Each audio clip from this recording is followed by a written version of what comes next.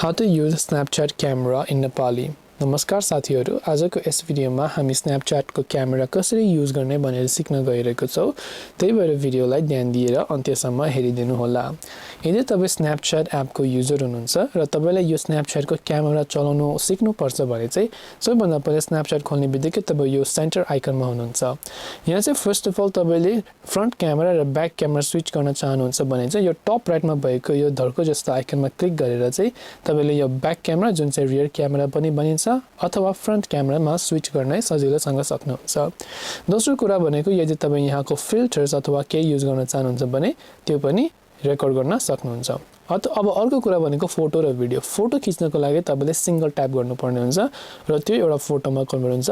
भिडियोको लागि तपाईले ट्याप गरेर होल्ड गर्नुपर्ने हुन्छ। यो जबसम्म तपाईको औँला यहाँ रहन्छ तबसम्म यो भिडियो रेकर्ड भइरहन्छ र यो भिडियो तपाईले स्न्यापको मार्फत अरु साथी अथवा व्यक्तिहरुलाई पनि पठाउन सजिलैसँग सक्नुहुन्छ।